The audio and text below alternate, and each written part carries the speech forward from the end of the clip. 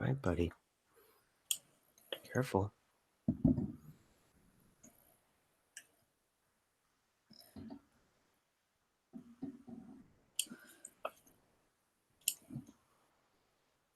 All right. So, hello everyone. This is the Lost and Found bin. We're doing episode 64, and we're doing it a little bit early this week. I hope that doesn't mess everybody up.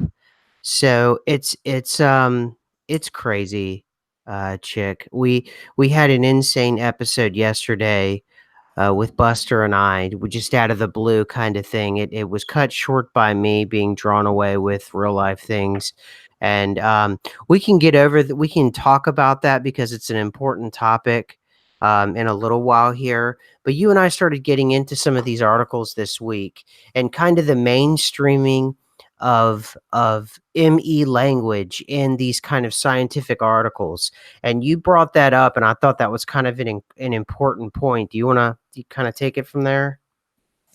Yeah, so one of the articles in particular that struck me was I was just like on Twitter and somebody had like reposted this article, which was like in the title of it was almost word for word like your 2012 series. So I had to like have a Mhm. look at it and show it to you and everything. And what they were describing in it is this article about basically, that perhaps after death, people could just move to a different universe, or perhaps they're just still kind of within a certain realm of consciousness. It's just different than what we understood. But it's just the way it was put.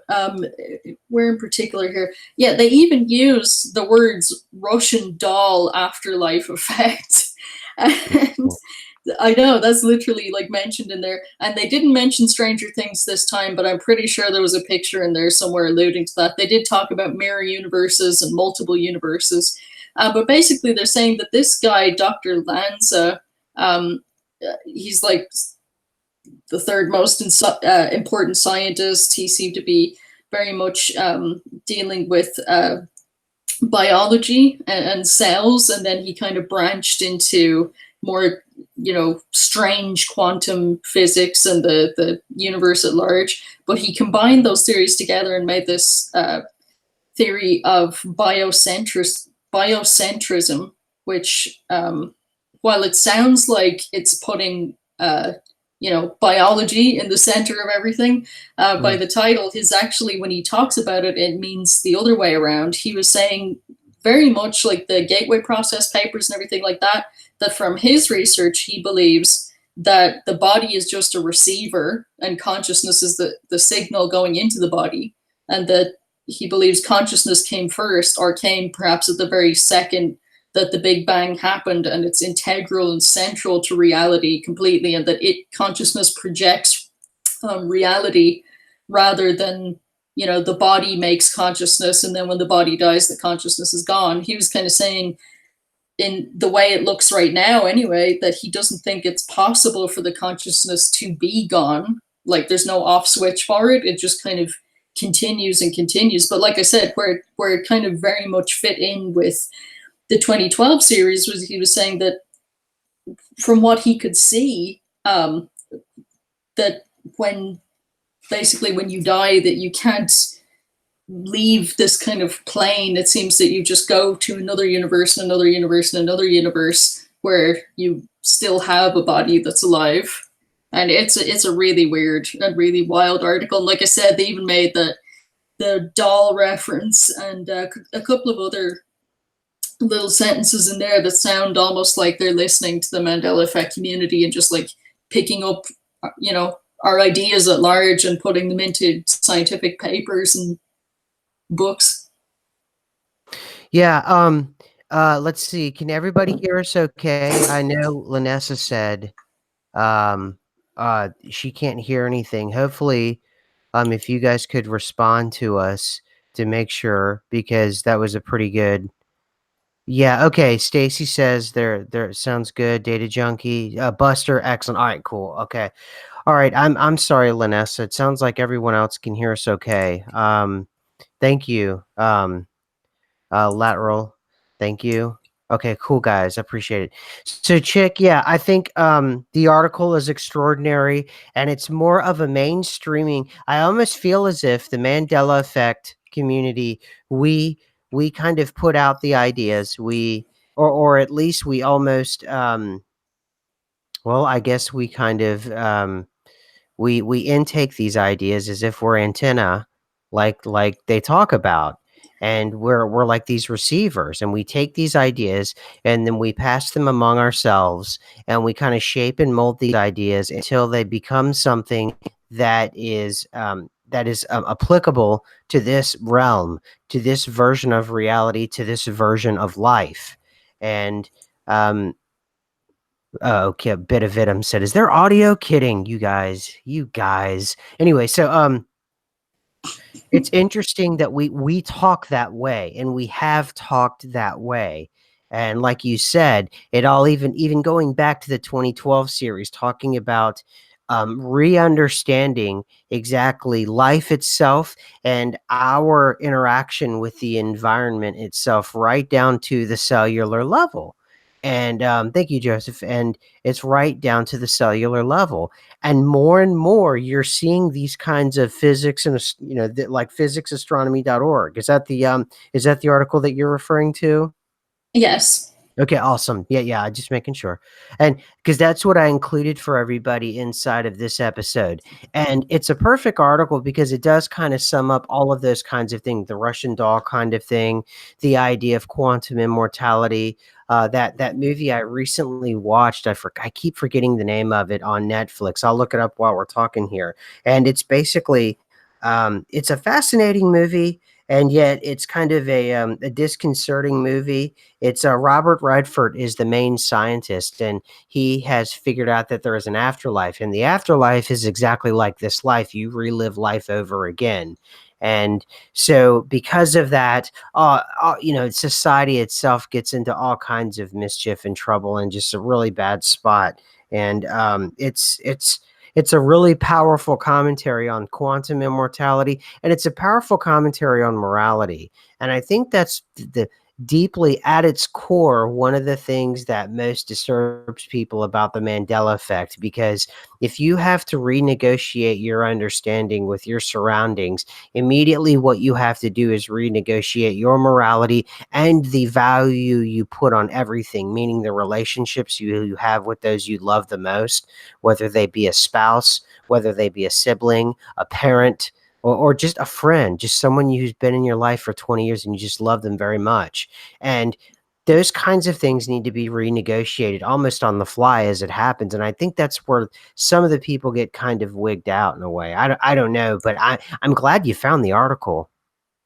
There was even there were many strange turns in this article, but there's even a particular two paragraphs that bring in not just your 2012 series ideas, but even almost kind of alluding to more recent episodes where possibly UAPs or CERN or things that are looking for the energies of other universes through mirror parallel technologies, infiltration, all that kind of stuff. Like it's so weird to read this and then to know like the episodes that even just we've done, not even the community at large. But anyways, what I'm talking about is that in the same article about there being that they believe that this is happening, the Mandela effect, kind of like the 2012 series.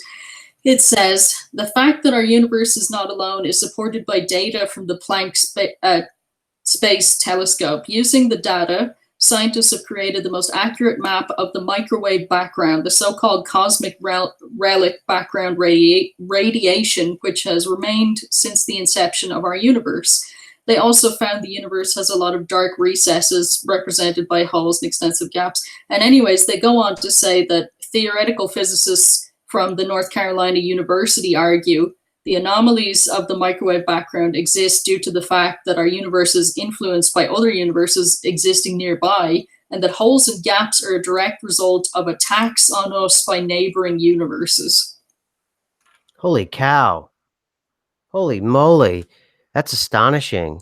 Um, and something like that makes it something I've always thought about with the Mandela effect, and I brought it up in a tweet recently about movie remakes. It doesn't have to be a conscious thing for it to matter.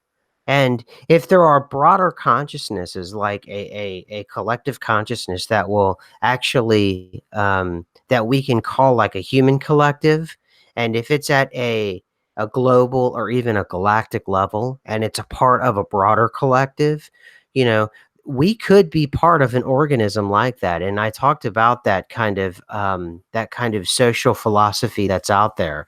That society itself is just an organism. In each of us become a cell. And what you're talking about there, where they have the two universes taking and battling from one another, that could be an extension of that idea where, within our quantum world with D-Wave, Jordy Rose and those things where they talk about mining resources from another dimension, that could be considered like an act of war from another dimension that's way more privy and way more savvy to the ways of quantum energy. And they could be, we could be new players in this whole quantum galactic battle that's going on. And we're just now being made aware of this, Chick. And that's interesting what you read, because that takes us up to that level where we tend to think as individuals, and yet we understand we're all in a society that moves as a society. When a society gets up and comes alive on a Monday morning, society feels different on a Saturday because our energy is different. Because most people, unless you're in a kind of service industry or you don't work a normal 9 to 5 job, there's a different energy to a Saturday than a Monday morning. And you're stuck in traffic, and then you go into and you sit in a cubicle for 9 or 10 hours a day. Then you get back in that traffic, and it's just this thing. And I know that because sometimes because of my job, I get to look, one day a week, I get to get away from that, and I get to see society differently. And it's a very interesting perspective to see how, a certain day of a week, it is so calm and it is so relaxed versus a Saturday that's almost in kind of a frenzy because everyone's out. And it shows that we're an organism. We're part of a big collective. And I'm not going into like some kind of political rant. It's just an observation of human behavior. It's definitely props up, arguments for consensus reality. I mean, just Mhm. like you said there, like the energy of all these people actually dictates the whole feeling of the day of what's going on, or even down to what they all agree is reality. Therefore, it is reality just because this large group of people agree. Which, I mean, yes, of course, if you break down everything, you can say so much is made up. Our language is made up, our laws are made up, our countries are like everything that we do in our society we made up, but we also enforce, and that kind of makes it real. Yeah, absolutely. And that too could be why the energy, if let's say everybody is in their cubes on a Wednesday at like 10 a.m. and even everyone is at work, whether you're a service worker, whether you're an electrician, whether you're an IT person, I mean, just different a pilot, different facets of society. You're all hard at work. You're all doing your thing, whatever it is you do. And that means that you're preoccupied with the things that society has deemed that you should be doing. So that means those of us that are allowed to observe the day that's not being used to being observed, it's almost vulnerable. You could almost get away with things that normally you'd never could get away with in like a parking lot on a Wednesday morning versus a Saturday morning when there's that consensus of, everybody's in a Target parking lot on a Saturday, at 11:30 a.m. versus on a Wednesday, there might be some folks, but it's maybe a quarter of the size. And I mean, that's pretty much anywhere, whether you're in an urban environment or a suburban, or I don't know about a rural, but like if I'm sure something like that, there's some kind of equivalent to that. But you're right. It's all about that kind of that collective understanding. We as a species, what it is we're going to focus on, and then we're going to bring about a particular. And people talk about it on other channels. There's entire channels that talk about that kind of ritualistic energy. And it's like there's even a term now for it. It's called something about the spectacle.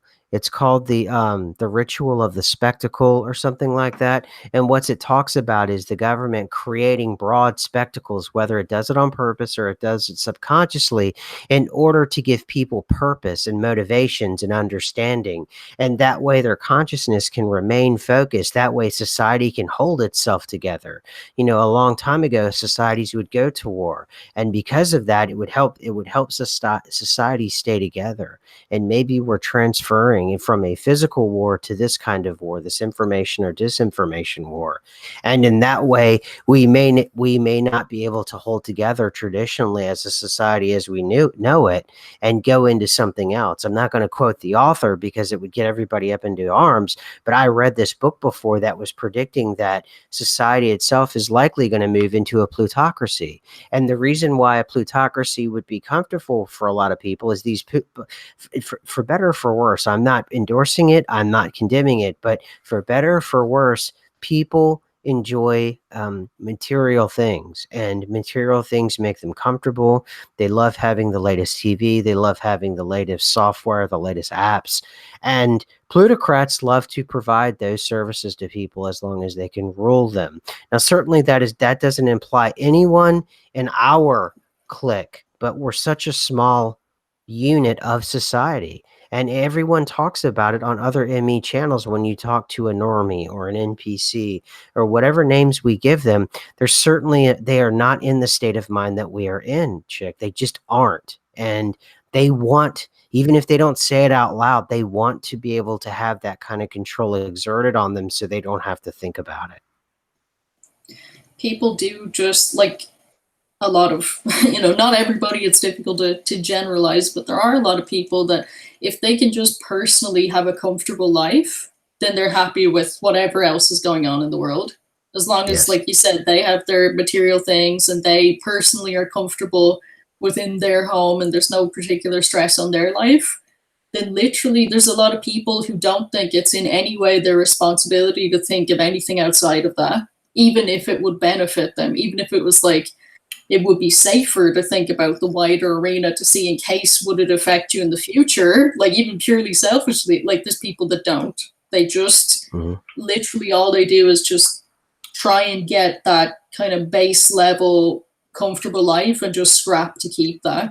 And Mhm. that's just, I mean, I don't want to be judgmental of anyone's kind of way of thinking or their journey or what it is that they are doing, because to each, you're you're learning things that you have to learn that don't, apply to the next person the same, because everybody's different. But I think that you can't just be in this world for just that, because in the end you have a lot of stuff and a life that you didn't really live because you never went any further than your own house. So I'm Right. hoping that with all Right. the things that are going on now in the world, like I said, they're just openly just in articles saying all kinds of crazy things every day, almost trying to shock people awake. I'm hoping that something still will come around that gets people to just start thinking, to just plant the seed, not even to shake people suddenly and crazily awake, but just plant the seed that eventually they might start thinking a little bit wider scope, that they might put their nets out a little further.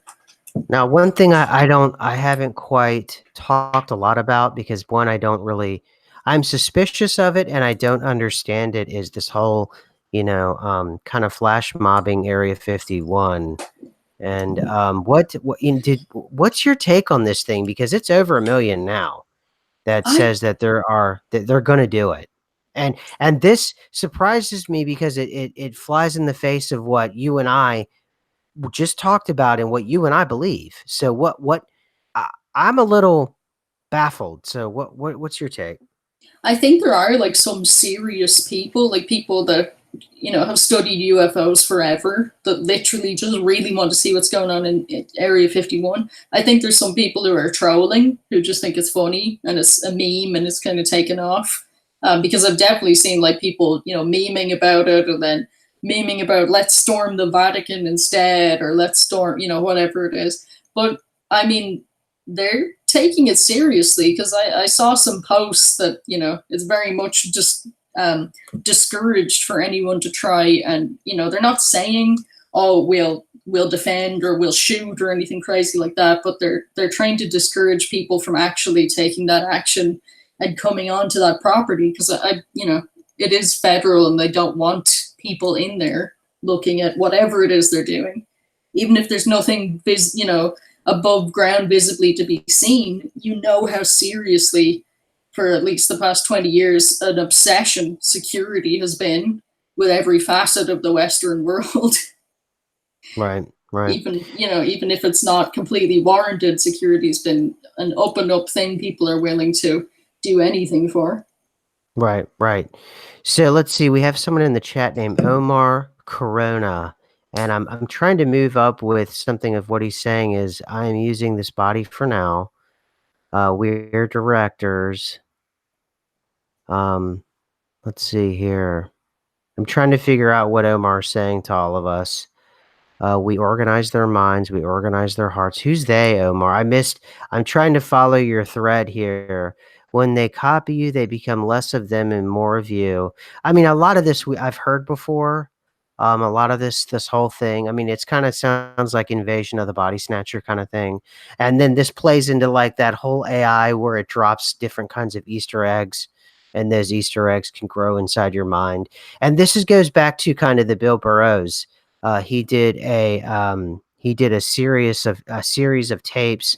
They were called the Spare Ass Annie tapes back in 1992 from Island Records. And actually, it's funny, Omar, that you bring that up. That's kind of simpatico with I retweeted out those tapes from William Burroughs, and one of the tweets I said is, people will be talking about William Burroughs in 50 years as they're hyperventilating about Aleister Crowley right now, because if you actually listen to the tapes, you realize he's a magician of the highest order in terms of him being able to and understand reality at a completely different level than we understand it, and then be able to observe it in a way that most people aren't able to observe it. Just like those of us in this room that are, or in this chat, excuse me, we are able to come together, and eventually I call it this thing of ours, and it's this kind of collective that we've built, that we have these shorthands. I've noticed that, me, you, Chick, and everybody else in here, like Brenda and Lanessa, Greg, everybody in here, Bit of Venom, Data Junkie, we have this shorthand, and we can immediately go to these kinds of things. So it's Omar says it's all a joke. The higher up you go, the more you laugh. Okay, good. Well, I guess that's a good thing. Who cares if they storm anything? Only a non-human. Well, we talked about that, about the idea of there are, sentient beings, and then the idea of non-sentient beings, and whether or not you have the whole NPC thing. So a lot of these things are kind of we've kind of already gone over some of this stuff here. I'm trying to find out. Most of everything we know real. Most of what you are saying is very true. Just not everyone is ready to accept. Yes, that is the case. Yes, one must become a shaman or a magician. Okay, so and I appreciate your input, Omar. So it's have you considered investing time to watch Charlie Jade? I don't know who that is, but I'll certainly check that out. So and I appreciate the tip there. All right, so we had the White Sun, and the White Sun, I think it exhibited a turning point for reality. It exhibited a turning point for those of us. It's kind of a rallying cry for a certain faction of the Mandela effect world, and a certain faction of the non. It's a South African show. Awesome, awesome. I'll check that out, Greg. I appreciate that. Excellent.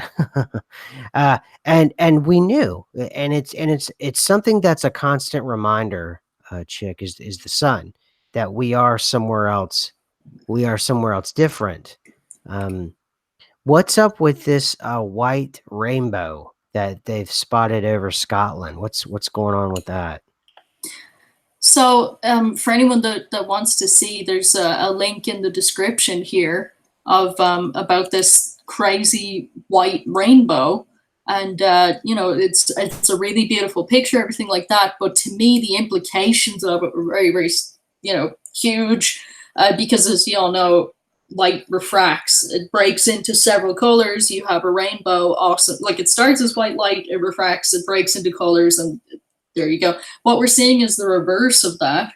What we're seeing is this is a white light rainbow, which means the colors didn't break apart, which means there's something very serious going on on a fundamental level with light itself, or perhaps with our perceptions of such. Because this is something definitely unheard of, from my entire life. I've never seen a white rainbow, and I've seen a lot of rainbows, and even once a strange double rainbow that was like the McDonald's arches, but I've never seen a white rainbow like this.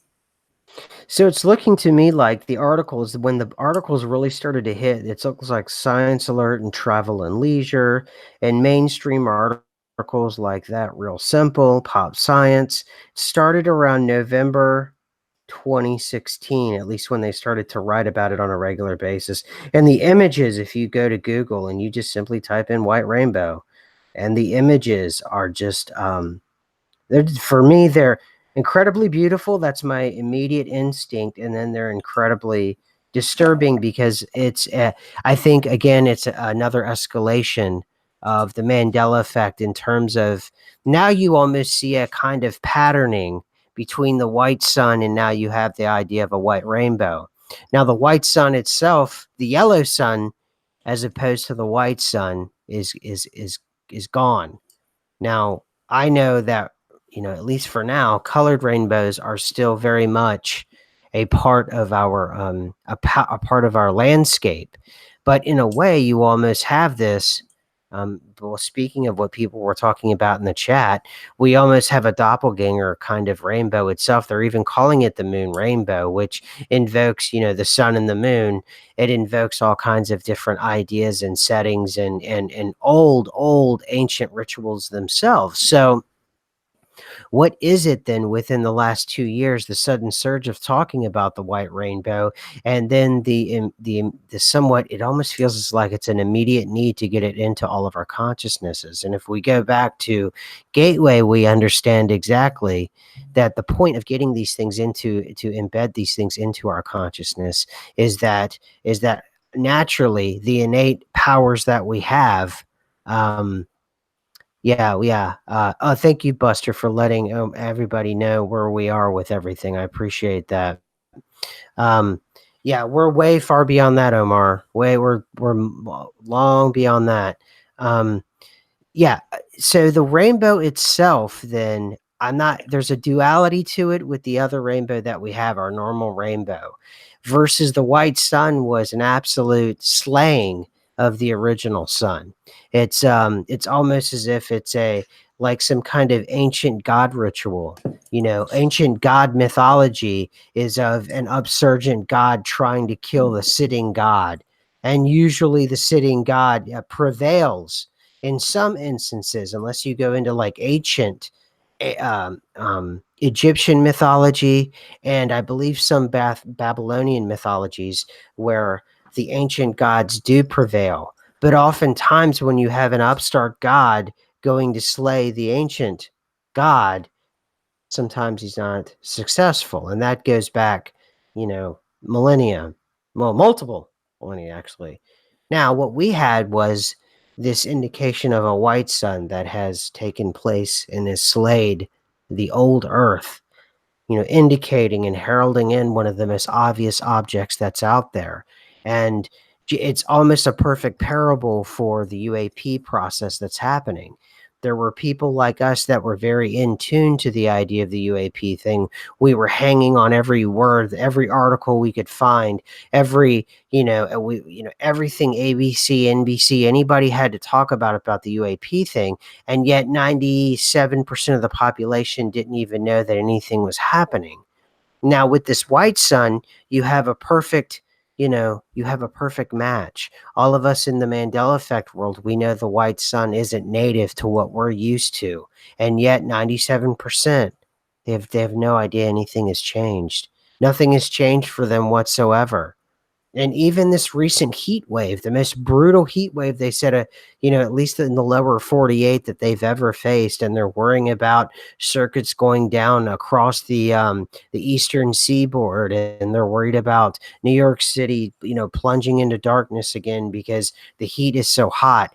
The funny thing about it is they even mention it in these articles that it's a different kind of heat, and I don't know what that means. That it's still only 93 degrees, and a city 93 degrees is hot. And it's still only 93 or 97 or 95 degrees, and yet they're saying those levels are no longer attainable with the equipment they have. So you still have echoes of all of these things they keep talking about. The equipment we have isn't good enough anymore. The equipment we have, or this environment, is no longer conducive to the technology that we have. It's almost as if the technology that we have is failing, and it's descending backwards, though it's still in front of us. We have this 50th moon anniversary going on as a reminder that we can't get to the moon, and that even NASA is saying it's likely we'll never get back to the moon again. All of it over and over again, these things keep streaking across. All the while, we still have, I've noticed, missing chemtrails for at least the last 10 days or so. Sorry for the rant there. No, no, that was very good. I'd love to say that I know what's going on with the sun, but I don't. It just seems like that we're in this somewhat chaotic transition here because people say, "Oh, the sun's always been white and it's always been this, always been this." But then your equipment here would be native to this sun and it wouldn't be overheating. So, Interesting. I mean, just yesterday, I got a comment from somebody, or I think they left a comment a few days ago. But, anyways, I read it yesterday, and they said that they had been here since 2008, and every time they look at the white sun, it freaks them out. And for different people, no matter what year you ended up here, the white sun is incredibly strange, and like you said, it lets you know that you're definitely somewhere different. But the properties of this place, I mean, I was just thinking about it earlier. It kind of reminds me of the fifth dimension, as how that was explained to me as time being on a plane and not in a line. So every second of your life, every part of your growth and experience is all on a plane, just like scattered out. So you just like walk from one experience to another. It's not in any linear progression. And I said, well, I see a little bit of that kind of attribute, that anything at any time could come into our sphere of perception, and we're dealing with just all kinds of things, and it seems very chaotic because we're used to a linear structure. But at the other end of it, there's something stranger than even just that going on, because you can see something very strange is happening with the white sun. It is a different type of radiation. It's a different type of heat. It burns you a lot quicker, but we all have vitamin D deficiency, so it doesn't we can't do our human type photosynthesis and get food from this sun. The yellow sun gave you, like, not just a suntan but a little bit of nourishment. You were able to synthesize vitamin D by getting light from the yellow sun. And like I said, this sun, it doesn't give you that. It gives you a much deeper, much harsher sunburn than the old sun would. And it seems to be that it's wreaking havoc on, like you said, the systems that are in place here, because it's not able for that. Whatever type of strange heat or radiation is coming from this white sun, we don't seem at all prepared to deal with it. I concur 100%. I couldn't have said it better. And part of that preparation is like you said, the heat itself is different. It's different. There's something. I was out today, just digging around in the backyard, and I wanted to put in some taller grass and some other things, and it was just, I was out there maybe 45 minutes, and it was just horrific. And I went inside, and I got on my phone, my weather app, expecting the phone to say 110 degrees or something, and it said 93 degrees, and I was astonished. And I'm like, I can handle 93 degrees, but I can't. I can't handle 93 degrees as it's interpreted by our instruments, our old instruments, with this new sun. So you're right. Something is happening, and it's big. And I don't know what it is, but And yeah, it could be the radiation, it could be a lot, a lot's going on. Yeah, yeah, Mr. MBB333, I know of that channel as well, and some of the musings about radiation and all of that, definitely. So, I also just thought of this too. If you thought about, you could think about it this way: you have the white sun coming in and slaying or replacing or whatever the yellow sun, and now the yellow sun is forever gone, and that kind of represents the daytime. And the moon always represent the nighttime, and it was kind of a white light that came down in the middle of the night if you had a full moon.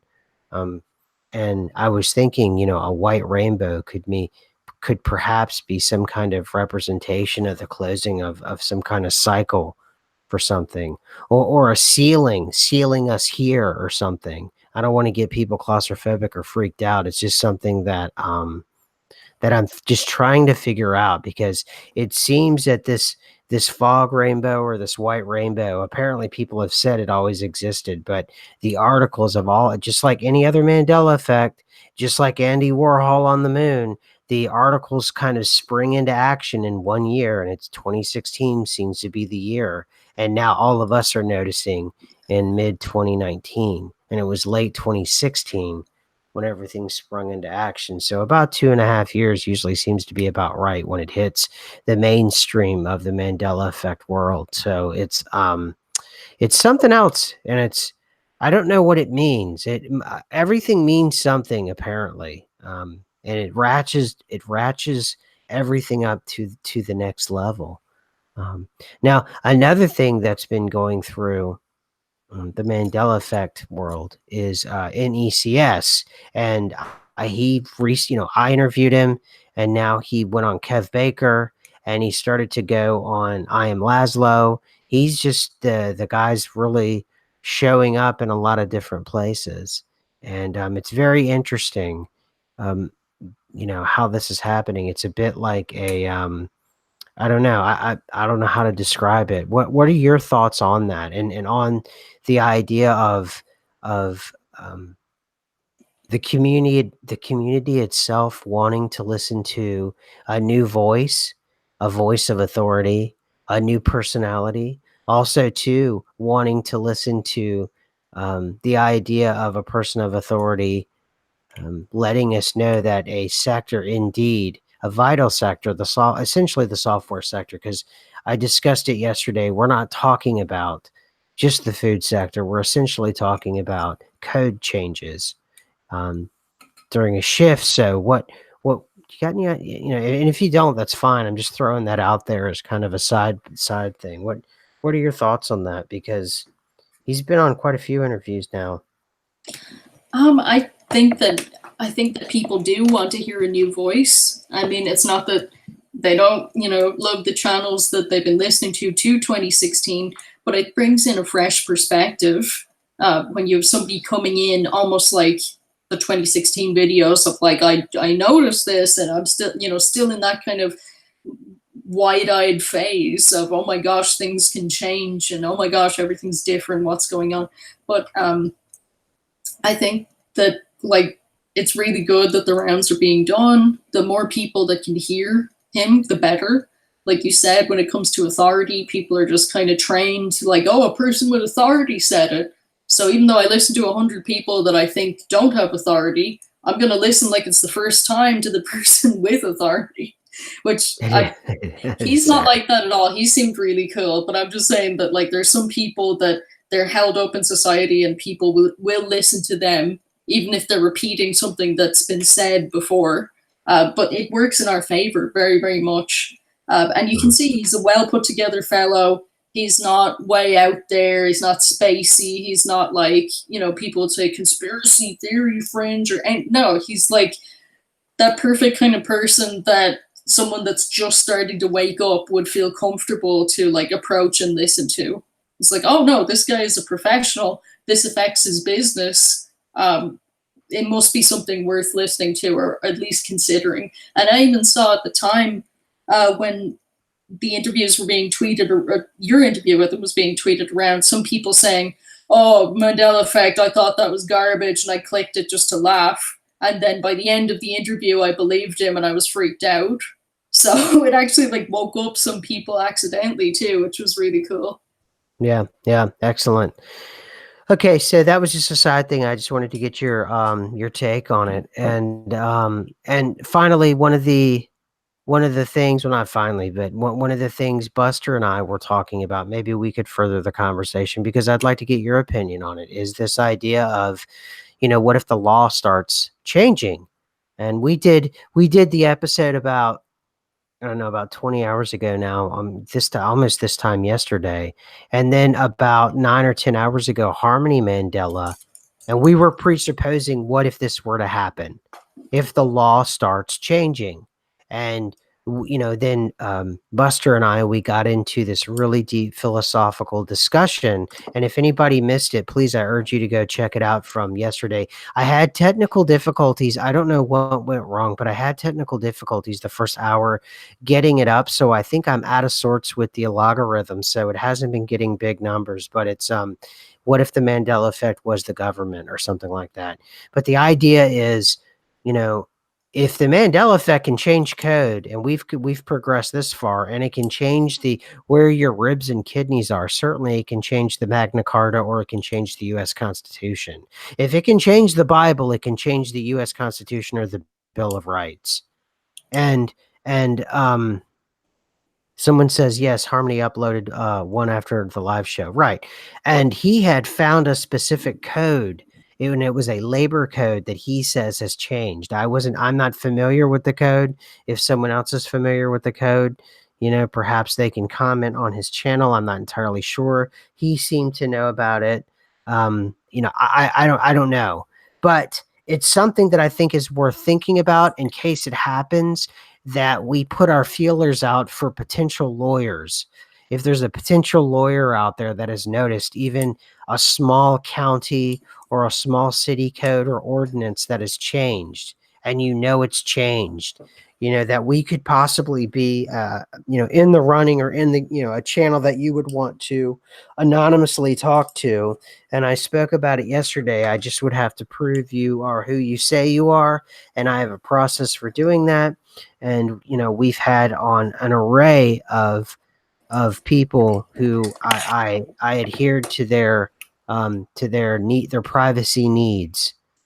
So that's kind of my pitch to any potential lawyers out there, or lawmakers, whether it's local or state or federal lawmakers. I would certainly, well, if you're a federal lawmaker, someone's going to pick up on your voice. So I don't know how you stay anonymous that way. But anyway, I don't know, we'll do what we can. But Chick, why not the law? Why not, and people were saying, you change a comma, or you change a word, and you drastically change the meaning of that law, or heaven forbid, you change kind of Supreme Court rulings on major subjects. They suddenly change. The start of World War One, was partly because of German saboteurs. When I thought it was an assassination of an aristocrat inside of one of the Balkan states, and Ferdinand, Duke Ferdinand, and suddenly now we're talking about the Black Tom explosion is what brought the U.S. into World War II now. So it's, why not? Why not? And if that happens, will there eventually have to be some sort of star chamber, which is a private chamber of judges that will be able to right or wrong or rewrite or change things, and they have absolute and complete control over whether or not a sentence was just, whether or not it was Mandela affected, some kind of extrajudicial star chamber. And well, what are your thoughts on that? They are definitely, I think as soon as they start to realize things are changing and things have already changed, I think that they will have to come up with something that's like a really, really important, not that the Supreme Court isn't important, but a Supreme Court with the ability to judge, if a law has changed and gone bonkers, to judge and then change it back. And that's going to be very, very difficult because all the judges will probably have different memories. You can Mhm. see how chaotic this, like trying to bring a third dimensional system into a fifth dimensional system is going to be, but it's a learning thing. We obviously have to deal with it. We can't rely on linear time anymore. I mean, when you said that, the first thing that came to mind was this video by Hillary's Guide to the Impossible, 52 states. And he has Hmm. a document from the Library of Congress. It's got the seal of the Library of Congress, January 27th, 1890, showing 52 states of the United States. So it's not just some random, BS, oh, they didn't know what they were doing, etc. It shows New Brunswick and Nova Scotia as two states belonging to the United States at that point in time. And obviously, Wow. all of that has changed since. Now, for some reason, the document didn't change, but the reality obviously changed. And Yeah, it doesn't mention like buying them or anything crazy like that. It just says that there were 52 states, and that, that's just my example off the top of my head of government documents and things probably already have changed and are changing. And we're just trying, we're playing catch up with it. well, I know that we have a slowly moving process in terms of government because the idea of George Washington not being the first president of the United States, that while the Revolutionary War and the fight with England over American independence was raging, that we more or less had 6 presidents before him. And I think they had like 1 year terms. And really, ultimately, they constituted something like presidents of both houses, which is the Congress and the Senate, and but they had ostensibly the duties of what we have with a seating president. So the idea, it almost seems as if the idea of the presidents while the war was happening, because remember George Washington was just a general during the Revolutionary War. It wasn't as if the country was a lawless land. It had its, after we had the Declaration, and we had, the Continental Congress, and all those things. We had representation, and we had taxation with representation. That was the whole point during the war. And while the war was happening, we did have, well, I hate to say it because it's so it triggers people. We had kind of a pyramid structure, and we had the presidents before George Washington. Let me look that up real quick. President before George Washington. Before George Washington. President before George Washington. All right. In November 1781, John Hanson became the first president of the United States in Congress assembled. Under the Articles of Confederation, many people have argued that John Hanson and not George Washington was the first president of the United States. But they add the comma, but this is not quite true. And it's like, well, if he was there, because George Washington was just a general, and this guy was the first president of the United States of Congress assembled. And so you have to ask you, and just the fact that we've already muddied the waters, this feels a lot like World War II, our investigation chick into World War II. When we Mm-hmm. started finding that they were shelling and there was combat off of the West Coast, we were losing the war. It felt like in real time. The UK lost in the most humiliating battle of British history, that they had to hand over the sword in some maritime ceremony to the Axis powers, which was the Japanese. Um, they held land in Alaska, and they bombarded Oregon. There was the balloons that had explosive devices, 38,000 over mostly Canada and the Northeast of the United States. Only one of them detonated, and it killed 6 people. But there are multiple instances, and we stopped looking. Everybody who wasn't with us in last January, when we were looking deep into this World War II thing, it got spooky enough to where troops that were being pulled from D-Day, storming the beaches of Normandy, and they were having to fight in Singapore, Papua New Guinea, and the Battle of Darwin, because we were starting to lose Australia. And Australia was beginning to fall to the Axis powers. So that would mean a weaker front in terms of fighting Germany. So troops were being diverted back over into the Pacific Theater because the Pacific Theater was weakening so badly. And actually, if you go back now, it's even more brazen how bad it was in the Pacific Theater. And I don't go and look anymore because I know it's superstitious for me. I hope it's superstitious for me. Every time we go to look, we make the situation worse. But I don't look. But yeah, that now we can know that, and this goes back to what I'm talking about. George Washington, depending on who you talk to, we're at that point now where it's muddy. He's not the first president of the United States. It's John Hanson, and I do apologize. I thought there were six others. Let me do this. Presidents before George Washington. Let me cap or put an S on here, and let's see. Here we go. John Hanson, Elias Benoit, Thomas Mifflin, Richard Henry Lee, John Hancock, Nathaniel Gorham, Arthur St. Clair, and Cyrus Griffin. Cyrus Griffin.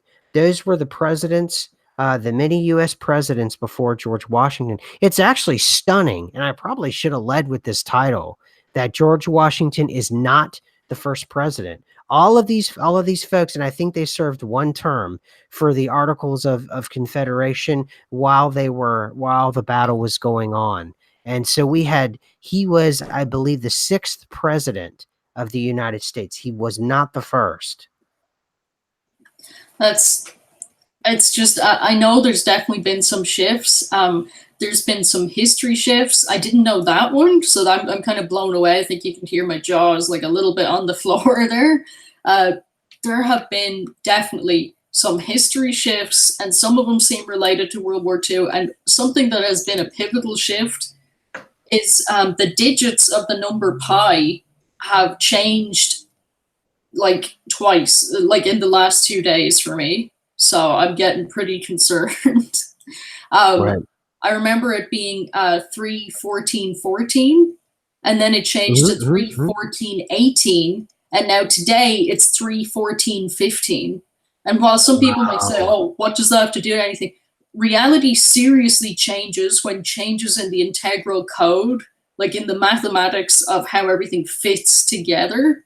There are a lot of when it comes to reality, there are a lot of shapes and there are a lot of energy structures that kind of, we'd perceive them as shapes, and the way they fit together and the way things smoothly progress, it relies on the balance of number, like things being balanced and actually fitting together.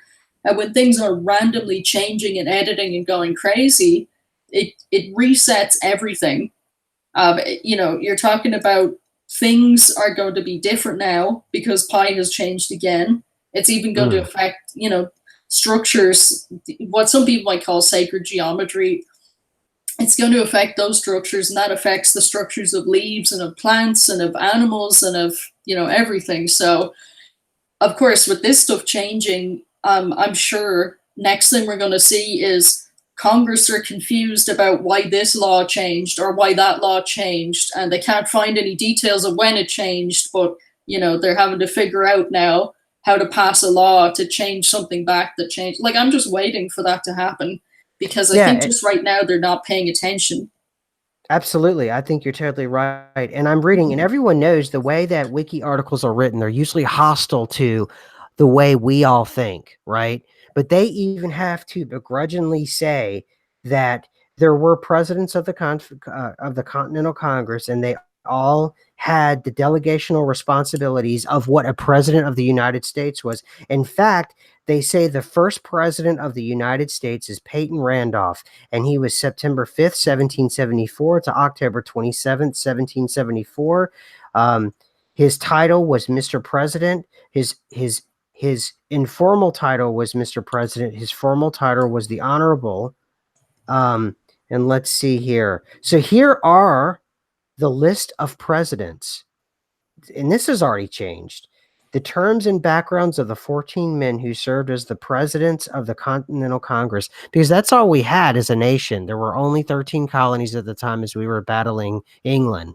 So that's all we had. We had Peyton Randolph, he's Virginia, Henry Middleton, South Carolina, Peyton Randolph again, I guess he did, he's a good politician, Virginia, John Hancock, Massachusetts, Henry Lawrence, South Carolina, John Jay, New York, Samuel Huntington, Connecticut, Thomas McKean, Delaware, John Hanson, Maryland, Elias uh, Benoit, New Jersey, Thomas Mifflin, Pennsylvania, Richard Henry Lee, Virginia, John Hancock, again, Massachusetts, Nathaniel Gorham, Massachusetts, Arthur St. Clair, Pennsylvania, and Sias Griffin, Virginia. And that's already changed because I knew that there were 6 presidents. So did that change from the time I just read it, or am I not? But the point is, I guess, things are changing, like a lot of things that are structural to our understanding and our more recent foundational understanding of our reality are having deep structural fundamental changes. And I think you're right. It has to do. And imagine this chick. I know it's coming into our world, and it was from 2016 with the white rainbow. But if pi is changing and sacred geometry is changing and all of those things are changing, and now George Washington is no longer the first president of the United States, and it's really always subtle, so you can argue it some way, right?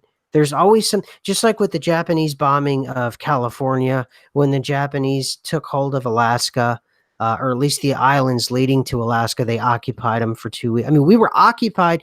U.S. territory was occupied by the Axis forces for 2 weeks. And then there was the shelling and the bombing of Oregon, and then obviously Washington State took a pummeling. It's not anything big, but it's enough to where you can see the foundation is resting on sand. And this is definitely one of those things. And I'm glad I remembered that this was happening, because that would have actually, I mean, I'm glad we're talking about it now, but that would have actually added to the conversation that we were having yesterday, that indeed the history is changing, and it's changing in radical, radical ways. It is. I mean, um, I'm like just looking at a story right now, which I'm not familiar with. Maybe some of you are. Maybe this is just me, whatever. But 18th of July, 1940, this is on the Twitter account Today in History. It says, during World War II, in response to a British attack on Vichy, France's navy at Mers el Khyber, Algeria, the French Air Force bombed British held Gibraltar. So they have this story of like the Brits bombed the French and killed over 1,000 of them, and the French hit back and bombed Gibraltar. And I don't remember that happening before. But does it mention Gibraltar as an island? Because now it's not. That would be interesting if they mention even just one mention of Gibraltar as an island, rather than being some random peninsula that the British still control and That attached to mainland Spain. competes in the Islander games, the island games, isn't it? Yeah, Gibraltar is exactly. Yeah, still, yeah, a right, participant as an island. They play yep, sports as an island, but they are none of them are like, oh wait, why are we not an island? Or maybe right, there are some people in Gibraltar who have been locked away now who were saying this was an island. I swear it was an island, and they're right. probably just filling them full of drugs. Yeah, it's so odd. It's just so weird, and it's getting weirder and weirder. And you're right. Someone mentioned here, and I want to give them credit. There was a massive shift recently. Um, and you're right. We could be seeing the ramifications. Here it is. Lisa was saying that there was a massive shift, and we could be seeing a big, the ramifications of that massive shift. So, just as we round out the hour here, you guys, yeah, one day, dead GPK, there could be a missing amendment of the Constitution, and then you would have 75% of the country arguing the missing amendment never existed, and then 25% going bonkers, and they decide to storm and you know Area 51. I don't know, We but need to you stop know storming Area 51. It's a bad idea. And I it's a think that very there's yes. enough No, spaceships please go ahead. probably around the place that you don't have to storm Area 51. Just look at some of Mhm. the mainstream news articles and they'll say, there's a UAP here, there's a UFO there, there's weird lights in the sky, there's thunderous drums in the sky, there's weather you've never Mhm. seen before, there's white rainbows, white holes, white sun, like everything's insane. Why do you need to storm Area 51 to prove to yourself that it's insane? Right, Hazel at 93. These are classic like arguments we'll get. George Washington was the first to exercise powers of the blah blah blah blah blah blah blah. Okay, yeah, I get what you're saying. But the point we're getting to, Hazelette, is a broader point of there not being a fine line like there used to be of this. That no one's heard of this stuff we're talking about. That's the point.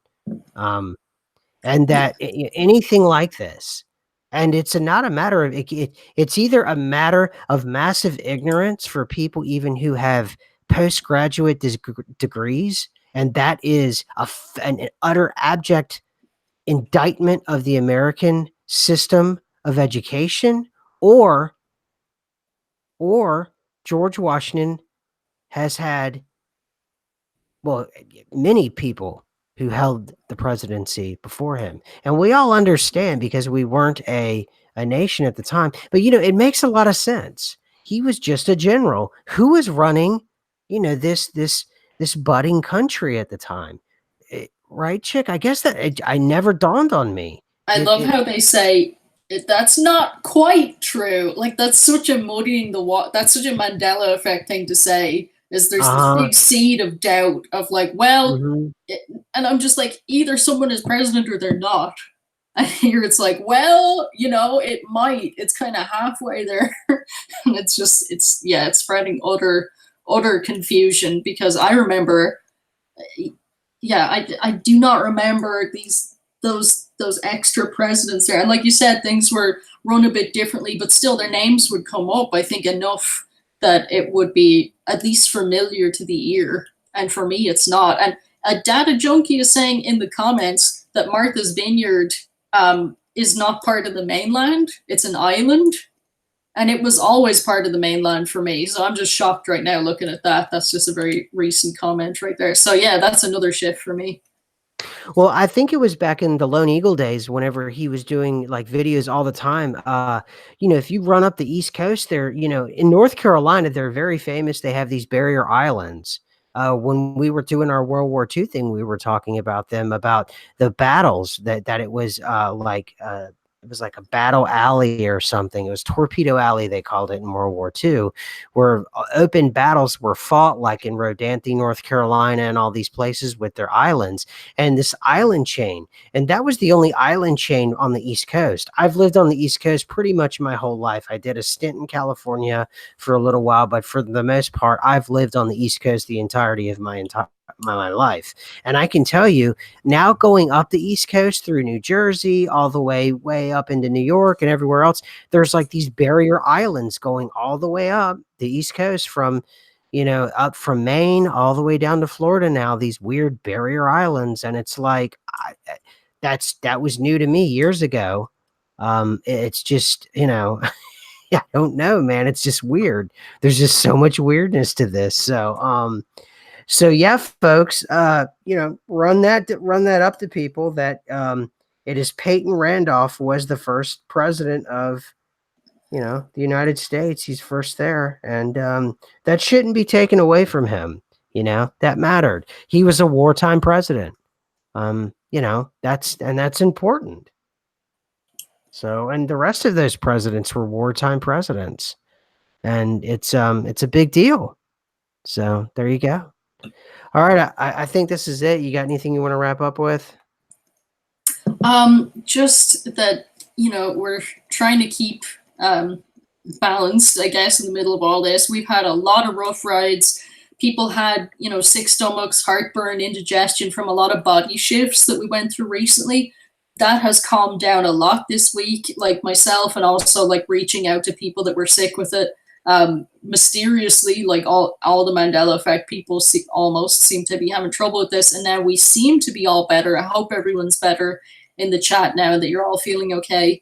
But what I'm trying to say is, like, emotionally and internally, we just have to try and keep balance, because like I said, with this amount of integral things changing and changing at any point in time, there's no point in getting completely freaked out, because it's just something that's not, we haven't currently navigated this. I mean, if there is a control, if there is a way to do it, then hopefully the people who do have control, are good and have good intentions in mind. But that's all that we can hope for the moment, because I don't think that any of us have navigated any kind of a way to change pi, or to, to steer the ship. The ship is just kind of floating right now. We're just gaining our feet, but we're here for a reason. We're here for a purpose.